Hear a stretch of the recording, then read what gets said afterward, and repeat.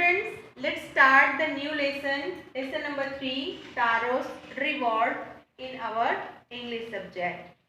Now here in this lesson, Taro's reward, this is a story about a boy named Taro. Right? Now Taro is very hard-working person. Hard-working, very obedient, and a thoughtful person.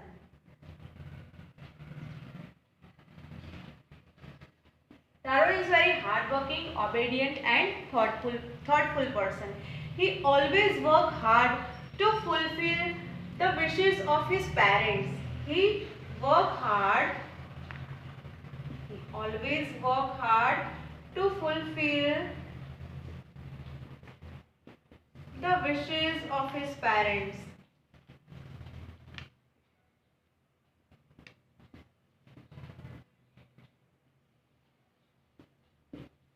He always wants to see his parents happy, right?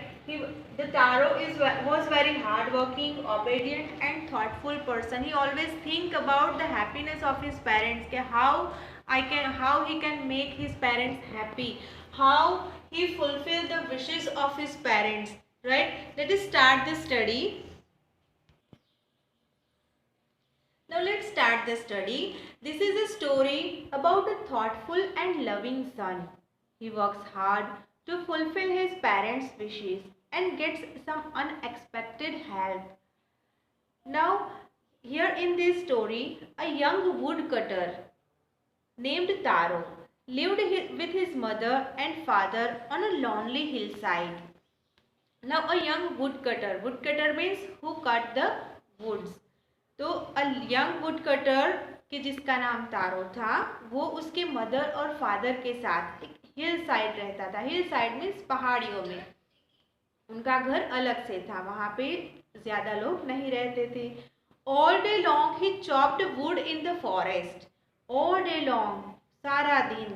He chopped wood in the forest. Chopped means cut into pieces. The word chopped, CHOPPED, chopped means cut into pieces.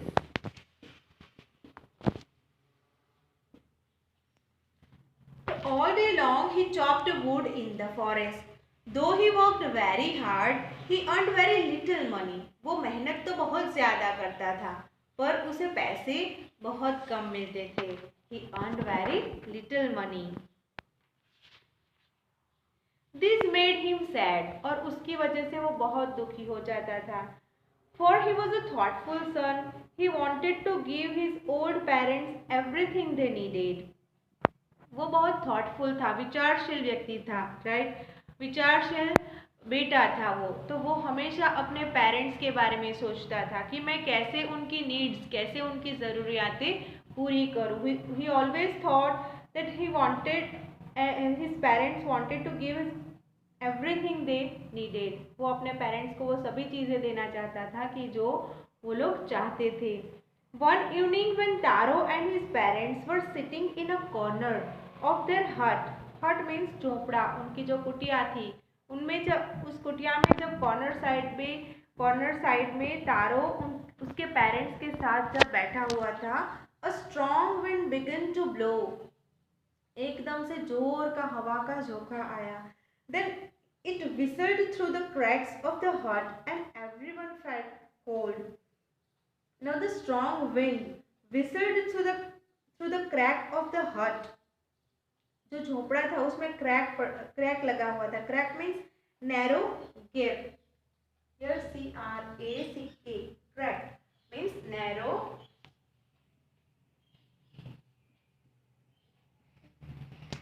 तो उनके हट में जो crack था, तो उस crack में से जैसे the air whistled through. Here whistle means high pitch sound.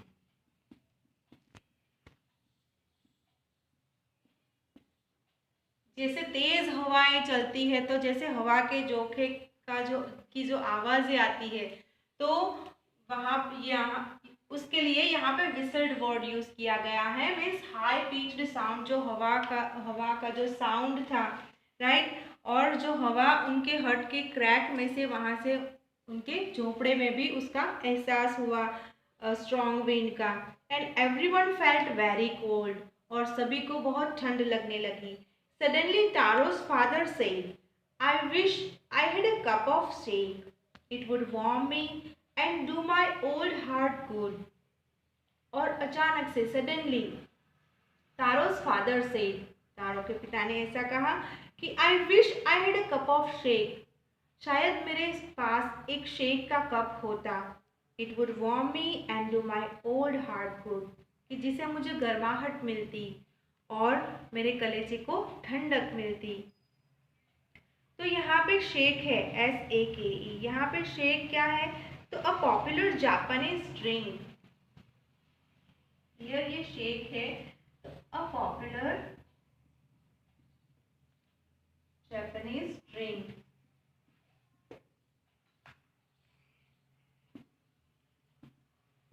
जैसे हम सर्दियों में घाड़ा बनाकर पीते हैं तो जिससे हमारे बॉडी में वार्मनेस मिलती है, तो ऐसे ही शेक की बात कर रहे हैं जो तारो के पिता है, तो शायद वो मुझे पीने के लिए मिल जाए तो मेरे शरीर में थोड़ी गर्माहट मिले।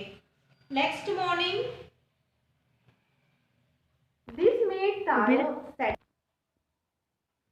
These made Taro sadder than ever, for the heart-warming drink called shake was very expensive. जब तारो के फादर ने शेक के लिए कहा तो ये सुनकर तारो बहुत उदास हो गया। This made Taro sadder than ever. वो ऐसा, उससे ऐसा दुख पहले कभी नहीं हुआ, क्योंकि उसके फादर ने एक इच्छा रखी, एक चाह रखी शेक पीने की, और शायद वो उस टाइम अपने फादर को नहीं दे सका, तो उसके लिए उसे सैड फील हुआ। A heart warming drink called shake was very expensive, क्योंकि वो जो हार्ट वार्मिंग ड्रिंक थी, वार्मनेस गर्माहट देने वाली वो जो ड्रिंक थी, वो बहुत ही एक्सपेंसिव थी, राइट, उसकी कॉस्ट बहुत, प्राइस बहुत ज़्यादा थी, तो वो लोग अफोर्ड नहीं कर सकते थे। How do I earn more money, वो जितना कमाता था उसमें से वो शेक नहीं ला सकता था, तो वो सोचने लगा कि how do I earn more money, मैं ज़्यादा पैसे कहाँ से लाऊं, कहाँ से कमाऊं। ही आस्क्ड हिमसेल्फ, वो अपने आप से ही पूछने लगा, how do I earn more money, how do I get a little shake for my poor old father, मैं अपने पुअर ओल्ड फादर के लिए थोड़ा सा शेक कैसे ला सकूं। He decided to work harder than before, इसने अभी जो कार्य कर रहा था वो उससे भी ज़्यादा कार्य करके ज़्यादा पैसे कमाने के लिए वो सोचने लगा।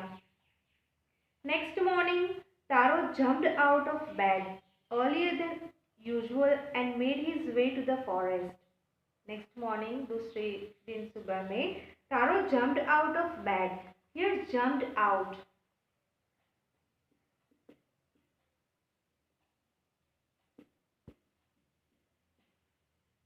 here the verb is used with the preposition, right? When the verb is used with preposition, it is called the phrasal verb. Phrasal verb. There are many phrasal verb in this lesson that you have to find after finishing the lesson. Okay, jumped out is a phrasal verb. The verb used with the preposition is called the phrasal verb, right? So Taro jumped out of bed earlier than usual and made his way to the forest. वो रोज उठता था तो आज उसने क्या किया, जल्दी उठा रोज से, right? And made his way to the forest. Here made his way means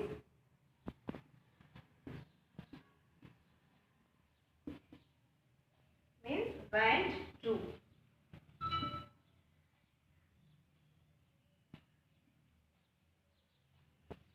and went to the forest, वो आज जल्दी उठ गया और जंगल में चला गया।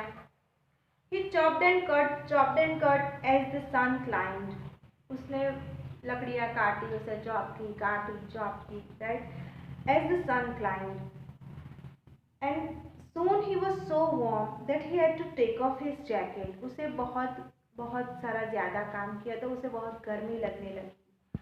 तो he had to take off his jacket. उसने अपना जैकेट निकाल दिया. Here take off means also it is also a phrasal verb take off, right? So he take off his jacket because of he feel very warm. His mouth was dry. His mouth was dry. उसे बहुत प्यास भी लगने लगी थी. And his face was wet with sweat. Here sweat, SWEAT. Sweat means पसीना. उसके face पर जैसे पसीना आ रहा था. My poor old father, he thought, if only he was as warm as I. मेरे old father, वो सोचने लगा कि मेरे बूढ़े पिता शायद उन्हें भी मेरे जैसी वार्मनेस मिलती. And with that he began to chop even faster. और ऐसा सोच के वो अभी उससे ज़्यादा फास्टर चॉप करने लगा. Thinking of extra money he must earn to buy the shake to warm the old man's bones. वो ऐसा सोचने लगा कि जो मैं एक्स्ट्रा मनी अर्न कर सकूँ, एक्स्ट्रा पैसे कमा सकूँ, तो मैं मेरे फादर के लिए वो शेक ला सकूँ कि जिससे उनके जो बोन्स हैं उसे गर्माहट मिल सके. देन सडनली तारो स्टॉप्ड चॉपिंग.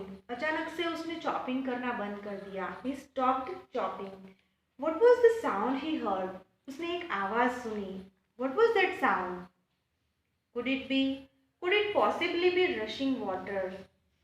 वो किसकी आवाज़ थी. तो it is the sound of rushing water. जो पानी स्ट्रीम होता है और स्ट्रीम में से जो पानी नीचे गिरता है तब जो आवाज़ होती है, ऐसी आवाज़ उसने सुनी. The sound is possibly be rushing water.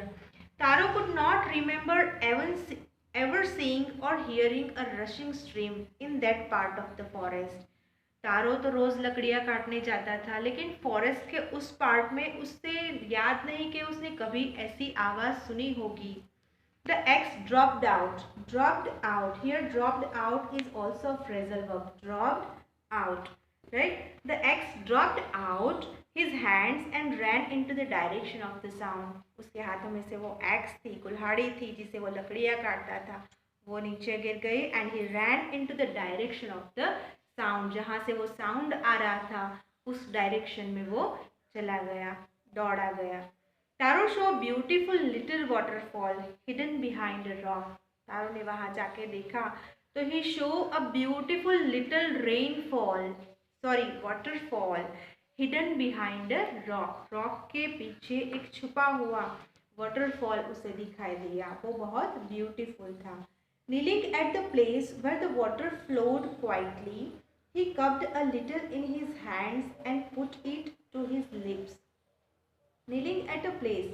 Kneeling means assuming a position in which the body is supported by knees. Knees के support से ऐसे हम झुके और बैठे knees की support से, उसे kneeling कहा जाता है. तो kneeling at a place where the water flowed quietly, जहाँ से वो water flow कर रहा था उसके सामने वो झुका ऐसे knee के support से. He cupped a little in his hand. उसने ऐसे अपने जो hand से ऐसे cup बनाया. And put its to his lips. ऐसे अपने मुंह से उसे लगाया. Water, sorry, was it water. क्या ये पानी था. और वॉज इट शेक. क्या ये शेक था कि जो उसके पिता पीना चाहते थे. He tasted it again and again. उसने पानी अपने होठों से लगाया तो अगेन एंड अगेन वो टेस्ट करने लगा, क्योंकि वो पानी के जैसे टेस्ट नहीं कर रहा था. कैसा लग रहा था. It's just like a shake. And always it was the delicious lake instead of cold water. जब भी उसने again and again टेस्ट किया तो उसे एक delicious shake लगा, पानी नहीं. तारो quickly filled the pitcher he had with him and hurried home. तारो ने जो अपने साथ वो पिक्चर लेके आया था. ये picture means a pot usually made of mud. मिट्टी का जो घड़ा होता है उसे पिक्चर कहा गया है. यहाँ पे PITCHER. pitcher means a pot made of mud. मिट्टी का जो घड़ा उसके पास था तो उसने उसमें वो पानी भर लिया। The old man was dilated with the shake, और उसके पिता ने, ओल्ड मैन, उसके पिता जो ओल्ड मैन थे, उन्होंने जब वो शेक पिया तो he was dilated, he was very happy. And after only one swallow of the liquid he stopped shivering. उन्होंने एक ही घूंट लगाया उस पानी का, उस शेक का, तो वो जो ठंड से कांप रहे थे, he was shivering of cold, तो ही स्टॉप्ड शिवरिंग, उनका जो कंपन था वो बंद हो गया। And did a little dance in the middle of the floor, और वो खुशी से वहाँ पे फ्लोर पे डांस करने लगे। Right, now you have to read 7 points in your textbook, right? Explained paragraphs from your textbook you have to read, and read also the meanings and write in your notebook, right? We will continue in the next session. Thank you.